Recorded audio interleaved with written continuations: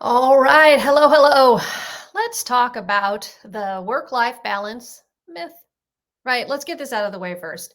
There is no work-life balance, right? There is only life. And your work, your job is to support that life, right? That's it. That's it. There is no work-life balance. There's only life. Now, let's talk about how we got into this mess of needing to balance the things that are called our work and our life and the burnout and the overwhelm that leads to it, and how we can stop thinking in terms of living on this seesaw of balance, because there's more to our life than that. So, welcome to the Impact in Action Weekly Live Show, where we talk about mindset shifts and tactical approaches to help you put your impact into action. And I'm your host, Maryann Lombardi. I am the founder and CEO of Maryann Lombardi Coaching, and I'm also an author. And I help women and non-binary leaders ditch that work-life balance battle so they can take the bold action that is necessary to build a business that's in alignment with the life that they want to live and build independence and wealth in the process. So I'm also the single parent of the coolest teenager on the planet. And out of necessity, I have had to figure out my own way of structuring a life and work that is around the unique needs that came with being a single parent. And so my and intrapreneurial approach to work has helped me navigate this in a way that has been helpful and provided a perspective that I think is useful in these kind of conversations. And I've made a career out of making space for myself and my needs, or having others create a space for me, whether it was in governments or institutions or through my own businesses, that would allow me to be there for my kid and also have the career that I wanted to have. So I've always kind of had this keen eye, this observer of this balance thing, right? Because I needed to match my work to suit my life. Initially out of that need, but it also grew into this desire for wanting to lead a specific kind of life, right? Wanting to be fulfilled beyond my achievement or my productivity. And this work-life balance myth is destructive for many reasons, and it keeps women specifically from reaching their potential and focusing on their unique goals, the goals that they have for their life and their work, as opposed to the goals and expectations of others. So let's dig into understanding more about this myth and how the heck we bust it. So first, we need to talk about how we understand the thing that is work-life balance and why it's a myth in the first place. And first and foremost, as we've said, you have one life, right? Like that's it. How we choose that life, how we choose to live that life is really all that matters. So your life is the container for everything, right? That weaves in and out of it, and everything else is there to serve that life. And we get to determine what supports that life, right? Like what gets in the way of living the kind of life we live, and what really propels us to live the life that we want to live. And so your work or your business is there to support that life. It has a big role to play because it provides this primary financial contribution to the life that you want to live. So it's wicked important, but it is just one piece. It's just one piece, and it's a contributor to the container that is your life. And people are exiting the workforce and jumping into entrepreneurship to have control, right? To have freedom and independence. But if they want to build a business that is structured in a way that keeps them just chained to that hustle and achievement cycle they were in before, what was the point of jumping out of the corporate environment to begin with? So when we approach building your business with your life in mind, you make different choices about what to do. You make different choices about who you do it for and how you make money in ways that are structured so it supports that life that you want to live. So the second thing we have to keep in mind around this work-life balance myth is that equal distribution is never possible, right? Equal distribution between work and life is never possible. Because when we strive for balance, we are pitting work against life in some sort of fight for equal distribution. You find yourself bartering time, rationing and bartering time and attention between the two, right? If more time to work, you're giving less time to your life. If you're giving more attention to your life, you're giving less attention to your work. So one is always losing and the other is always winning.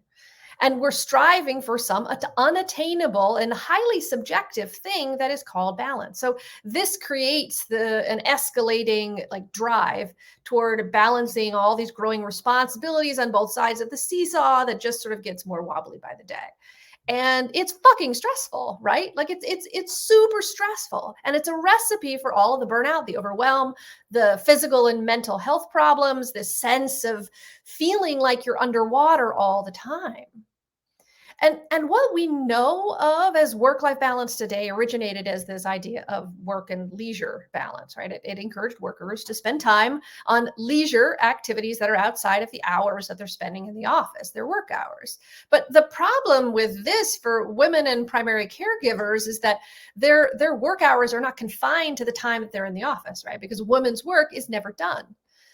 Women are working, and this is also for primary caregivers, but they're working their paid shift, their unpaid shift, they're working a night shift, and they're working pretty much any other shift that comes up that needs to be worked because they're the ones who's on call to do that, right? And when we think about the data, like almost 80% of women are in the workforce today, and that's up roughly 33% from the 50s. But in both eras, women are still doing the majority of the unpaid labor in the home and in the family. And McKinsey and Leanan did this Women in the Workplace report in 21. And it shows that the burnout gap between women and men has almost doubled since the previous year.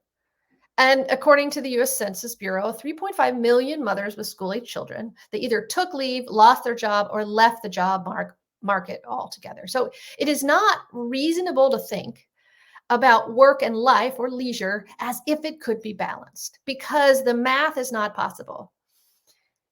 It doesn't make practical sense and it's not attainable, but we continue to drive women up burnout mountain with all the pressures of work and all the labor at home. The third thing to keep in mind around this myth is that self-care is not the solution.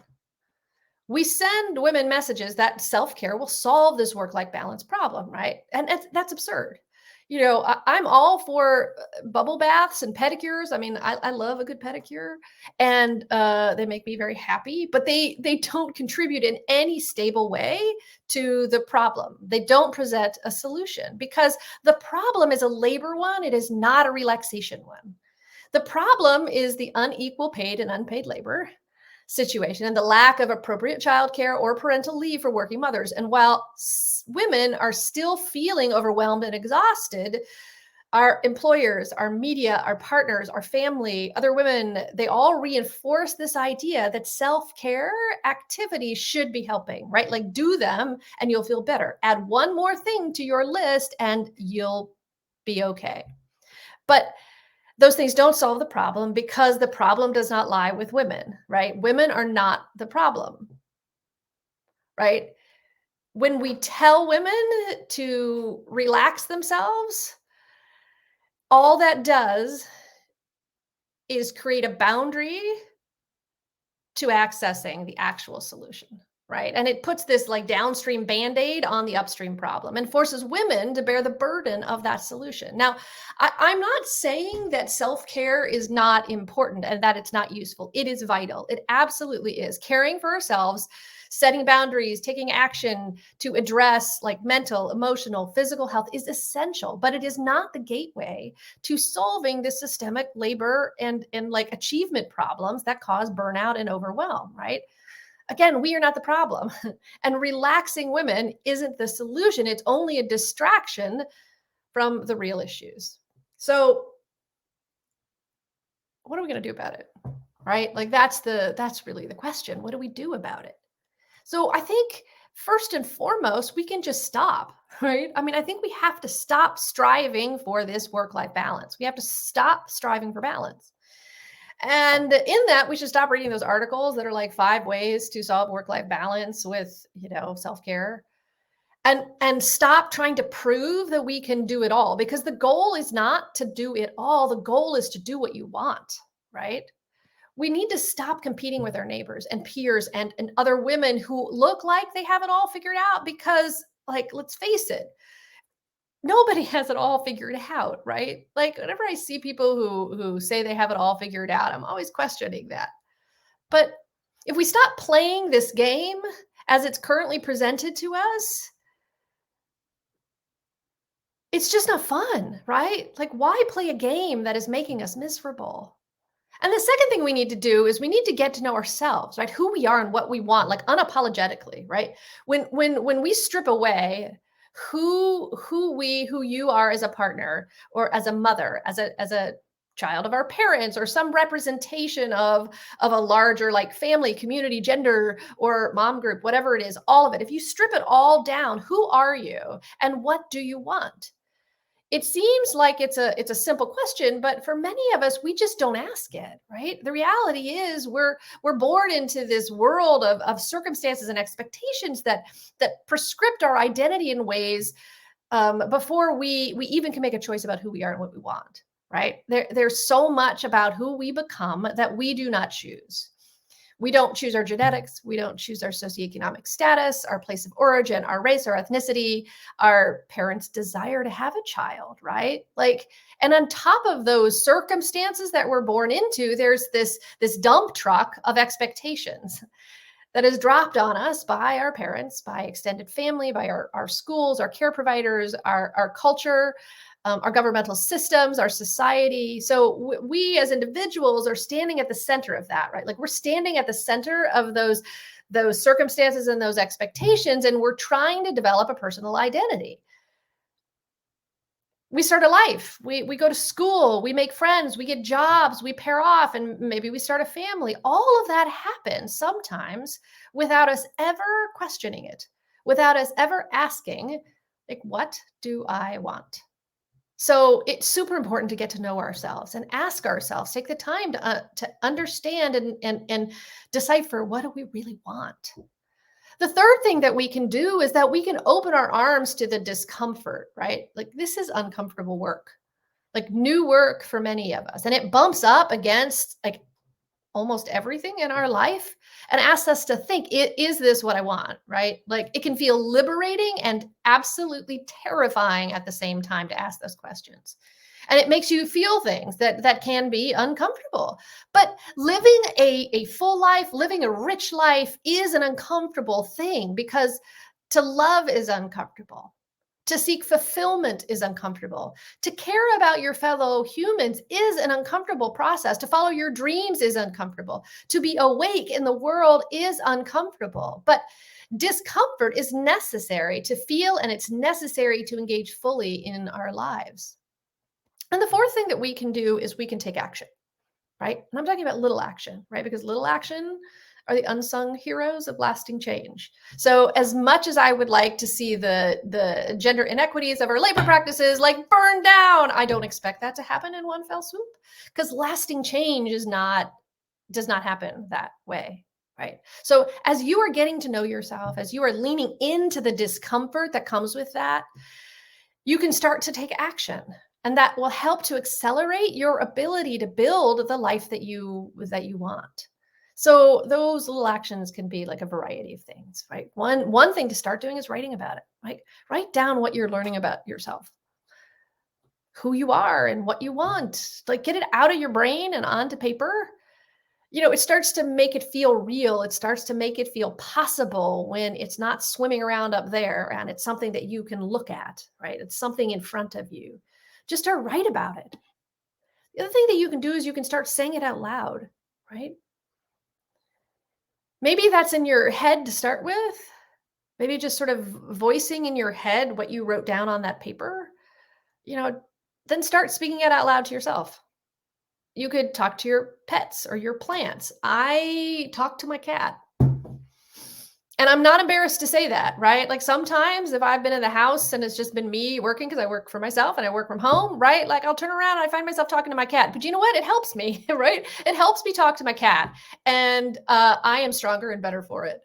So start there and see how it feels, right? And then you can tell a trusted friend or talk to a therapist. And when you are ready to talk about it with a partner. Talk about it with your family or the people in your life that care about you, and that you care about. Tell them what you're discovering about who you are and what you want.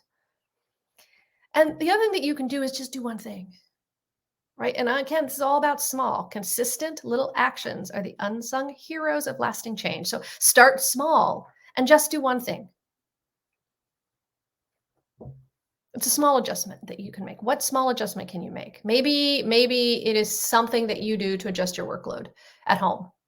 Maybe it's about making sure that you are not the only one who is cooking. You are not the only one who is cleaning.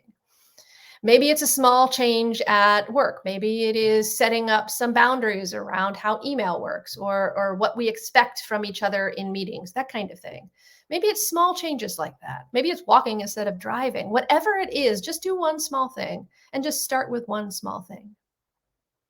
Now, why is this important for business? It's super important for business, right? Because people again are exiting the workforce and into entrepreneurship and they want to have control, right? They want to have freedom and they want independence. But if you build a business that is structured in the way that just keeps you chained to the same process, the same hustle culture, the same achievement cycle, that you were existing in before, what was the point? So you need to be approaching your business that you are building, this new business that you are building, with your life in mind, because you're going to make different choices about how you set that business up, how you structure your revenue streams, how you structure how much time you spend on that business, how you make money, right? The product that you introduce. All of that kind of stuff will change if you know what kind of life that business is there to support, right? So, my suggestion is to think about your work life balance and to stop trying to be in that hamster wheel or that seesaw or whatever metaphor works for you, right? And just ditch it and just dump it, right? Dump that myth and start focusing more on what the life is that you want to live and then build the kind of work that you want to have around it. So, let me know how this vibes with you, what it makes you think about, where you go with it. And I look forward to seeing you next week.